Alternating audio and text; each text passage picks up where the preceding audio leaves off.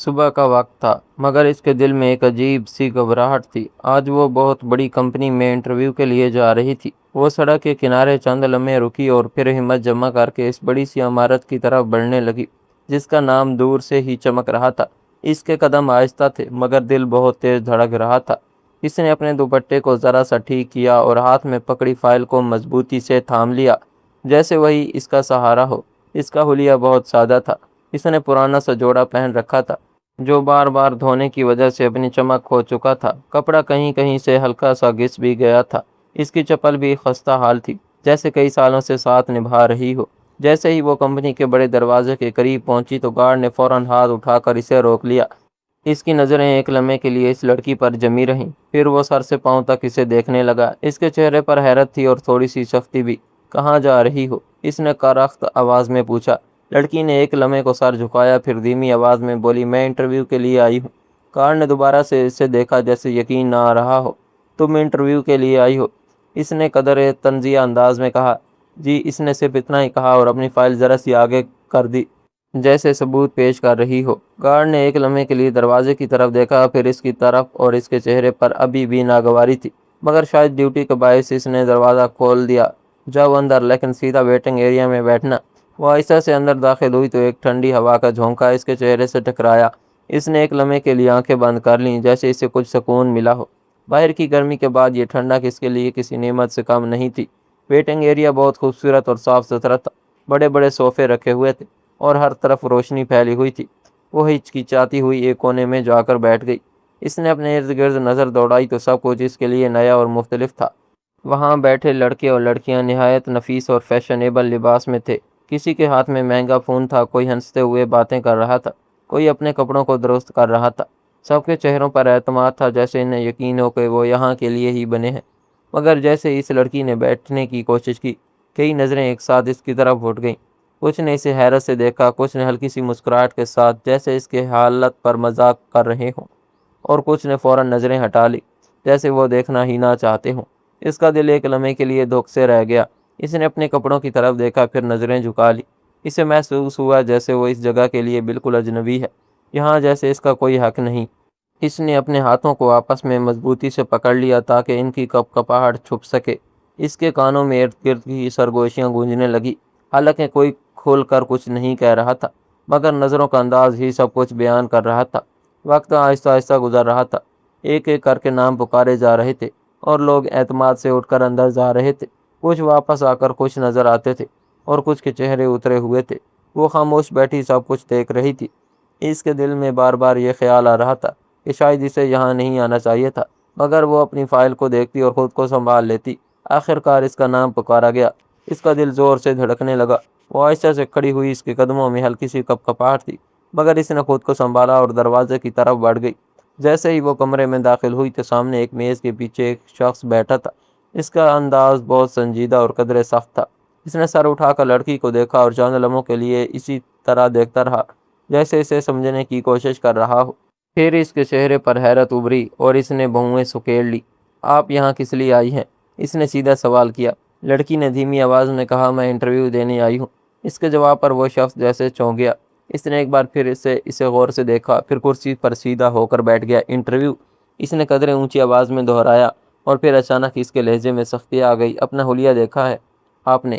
لڑکی کے دل پر جیسے کوئی چوٹ لگی۔ اس نے اعتماد کے ساتھ کہا، سوری سر، مجھے لگا یہاں ڈگری دیکھی جاتی ہے، مجھے علم بھی تھا کہ یہاں ظاہری شخصیت دیکھی جاتی ہے۔ انٹرویو کرنے والا شخص اس جواب پر آگ بگولا ہو گیا۔ یہ کوئی عام جگہ نہیں، یہ بہت بڑی کمپنی ہے۔ یہاں باہر ملک سے لوگ آتے ہیں۔ یہاں کام کرنے والوں کو ظاہر بھی اہم ہوتا ہے، صرف ڈگری کافی نہیں ہوتی۔ ہر لفظ کے ساتھ اس کی آواز میں تیزی آتی جا رہی تھی اور لڑکی کی آنکھوں میں نمی اترنے لگی تھی۔ آپ مجھے موقع تو دیں، جواب ملے گا۔ حالات بہتر ہوں گے تو ظاہری شخصیت میں بھی تبدیلی آ جائے گی، اس کے لیے جواب ضروری ہے۔ اس نے ہمت کر کے کہا مگر اس کی آواز بہت ہلکی تھی۔ مگر وہ شخص جیسے سننے کے موڈ میں نہیں تھا۔ اس نے بات کاٹ دی، یہاں محنت کے ساتھ ساتھ شخصیت بھی دیکھی جاتی ہے، اور سچ کہوں تو آپ اس معیار پر پورا نہیں اترتی۔ کمرے میں ایک عجیب سی خاموشی چھا گئی۔ لڑکی کے ہاتھ کانپ رہے تھے۔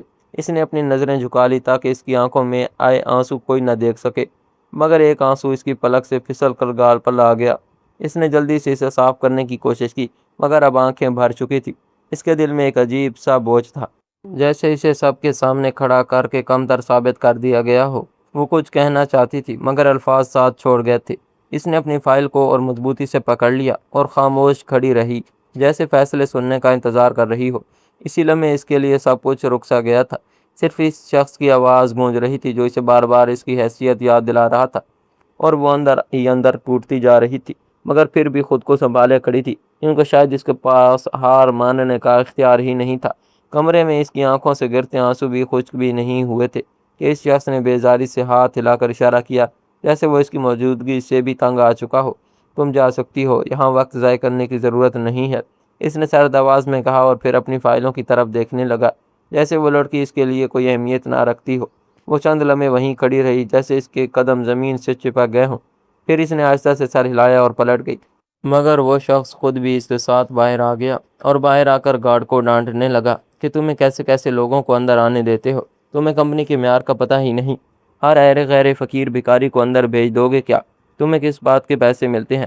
وہ گارڈ کو ڈانٹ کر لال چہرے لیے اندر چلا گیا۔ اس کے قدم بھاری تھے اور دل اسے سے بھی زیادہ بھاری۔ ویٹنگ ایریا میں بیٹھے لوگوں کی نظریں ایک بار پھر سے اس پر اٹھ گئیں، مگر اس بار اس کے چہرے پر پہلے جیسی ہچکچاہٹ نہیں تھی، بلکہ ایک عجیب سا سکوت تھا، جیسے وہ اندر ہی اندر کچھ طے کر چکی ہو۔ وہ آہستہ آہستہ چلتی ہوئی باہر نکل آئی۔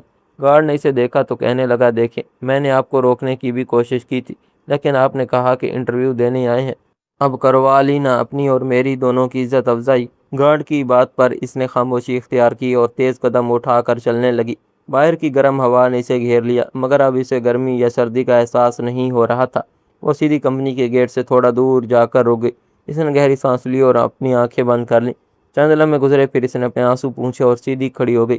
اس کے چہرے پر اب کمزوری نہیں تھی، بلکہ ایک خاموش سا عزم تھا۔ اس نے اپنے دوپٹے کو ٹھیک کیا اور ایک طرف ہٹ کر کھڑی ہو گئی، جیسے کسی کا انتظار کر رہی ہو۔ تقریباً 15 منٹ بعد اچانک سڑک پر گاڑیوں کی آواز گونجنے لگی۔ پہلے ایک بڑی گاڑی آئی، پھر اس کے پیچھے دوسری اور پھر تیسری۔ دیکھتے ہی دیکھتے 10 مہنگی گاڑیاں کمپنی کے گیٹ کے سامنے آ کر رک گئی۔ منظر ایک دم بدل گیا۔ گارڈ فوراً سیدھا ہو کر کھڑا ہو گیا۔ اس کے چہرے پر گھبراہٹ آ گئی۔ اندر سے وہی مینیجر بھی جلدی جلدی باہر آیا۔ اس کے چہرے پر پریشانی صاف نظر آ رہی تھی۔ پہلی گاڑی کا دروازہ کھلا اور ایک ڈرائیور باہر نکلا۔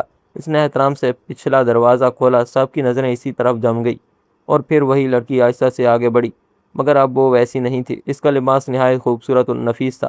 اس کے انداز میں اعتماد تھا اور اس کی چال مضبوط تھی، جیسے ہر قدم کے ساتھ زمین بھی اس کا ساتھ دے رہی ہو۔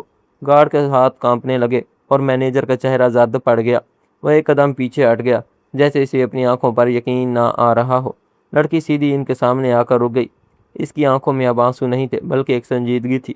اس نے چند لمحے خاموشی سے مینیجر کو دیکھا، پھر دھیمی مگر مضبوط آواز میں بولی، اب بھی میرا حلیہ دے کر فیصلہ کرو گے یا بات سنو گے؟ مینیجر کے پاس کوئی جواب نہیں تھا۔ اس کے ہونٹ ہل رہے تھے، مگر الفاظ ساتھ نہیں دے رہے تھے۔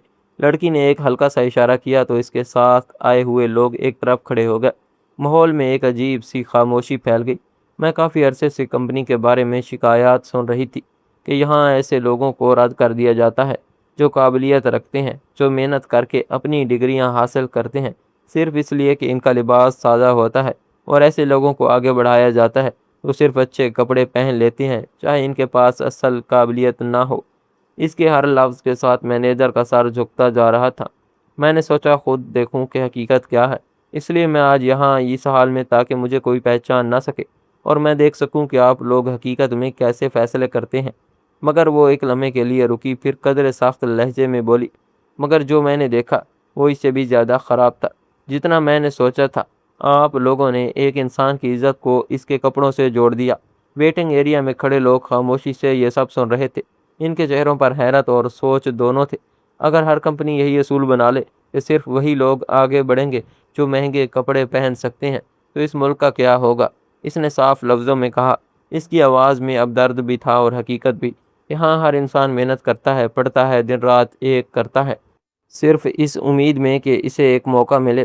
اگر آپ اس کی نیت کو اس کے لباس سے تولیں گے تو آپ صرف ایک فرد کو نہیں بلکہ معاشرے کو پیچھے دھکیل رہے ہوں گے۔ مینیجر کے ماتھے پر پسینہ آ چکا تھا۔ وہ اب مکمل طور پر جھک چکا تھا۔ ہماری کمپنی کا مقصد صرف پیسہ کمانا نہیں، بلکہ لوگوں کو آگے بڑھنے کا موقع دینا ہے۔ اگر ہم خود ہی ناانصافی کریں تو ہم کبھی ترقی نہیں کر سکتے۔ وہ ایک قدم آگے بڑھی اور مضبوط لہجے میں بولی، ترقی صرف عمارتوں سے نہیں ہوتی بلکہ انصاف سے ہوتی ہے، اور آج یہاں انصاف نہیں تھا۔ خاموشی مزید گہری ہو گئی۔ آج کے بعد یہاں کسی کا فیصلہ اس کے کپڑوں سے نہیں ہوگا بلکہ اس کی قابلیت سے ہوگا، اور آج جو بھی اس اصول کو توڑے گا اس کے لیے یہاں کوئی جگہ نہیں ہوگی۔ مینیجر نے فوراً سر اٹھایا اور گھبراہٹ میں بولا، مجھے ایک موقع دے دیں، مجھ سے غلطی ہو گئی۔ لڑکی نے اسے غور سے دیکھا، پھر آہستہ سے سر ہلایا۔ غلطی وہ ہوتی ہے جو انجانے میں ہو۔ یہ رویہ آپ کی عادت بن چکا ہے، اور ایسی عادتیں کمپنی کو تباہ کر دیتی ہیں۔ آپ آج سے اس کمپنی کا حصہ نہیں ہیں، اس نے واضح انداز میں کہا۔ گارڈ جو ایک طرف کھڑا تھا، اس کی ٹانگیں کانپ رہی تھی۔ لڑکی اس کی طرف مڑی اور نرم مگر مضبوط لہجے میں بولی، اور تم یاد رکھنا، کسی کی عزت اس کے کپڑوں سے نہیں ہوتی۔ گارڈ نے فوراً سر جھکا لیا۔ جی میڈم۔ لڑکی نے ایک گہری سانس لی اور کمپنی کا عمارت کی طرف دیکھا۔ اس کی آنکھوں میں اب اطمینان تھا، جیسے اس نے وہ کر دیا ہو جس کے لیے وہ آئی تھی۔ وہ آہستہ آہستہ اندر کی طرف بڑھ گئی۔ اس کے ساتھ آنے والے لوگ بھی اس کے پیچھے چلنے لگے۔ ویٹنگ ایریا میں کھڑے لوگ ایک دوسرے کو دیکھ رہے تھے۔ ان کے چہروں پر اب شرمندگی نہیں بلکہ امید تھی۔ لڑکی نے اندر جا کر ایک نظر اس کمرے پر ڈالی جہاں اسے کچھ دیر پہلے ذلیل کیا گیا تھا۔ اب وہی جگہ خاموش کھڑی تھی۔ وہ کرسی کے قریب آ گئی اور آہستہ سے بیٹھ گئی۔ اس کے چہرے پر ایک ہلکی سی مسکراہٹ آئی۔ اگلے ہی دن وہ کمپنی کی طرف سے ایک اعلان جاری کیا گیا کہ آئندہ 1 سال تک کمپنی میں بھرتی کا عمل مکمل طور پر شاف رکھا جائے گا۔ ہر امیدوار کا انتخاب صرف اس کی قابلیت اور محنت کی بنیاد پر ہوگا، اور کسی کے لباس یا ظاہری شکل کو معیار نہیں بنایا جائے گا۔ ساتھ ہی ایک خصوصی ٹیم تشکیل دی گئی جو ہر انٹرویو کے عمل کی نگرانی کرے گی تاکہ کسی کے ساتھ ناانصافی نہ ہو۔ اس اعلان کے بعد کمپنی کا ماحول بدلنے لگا۔ لوگ اب پہلے سے زیادہ اعتماد کے ساتھ آنے لگے۔ وہ جان چکے تھے کہ یہاں اب صرف ان کے کپڑے نہیں بلکہ ان کی محنت دیکھی جائے گی، اور شاید یہی وہ تبدیلی تھی جو ایک معاشرے کو آگے لے جا سکتی ہے۔ Please subscribe my channel. اللہ حافظ۔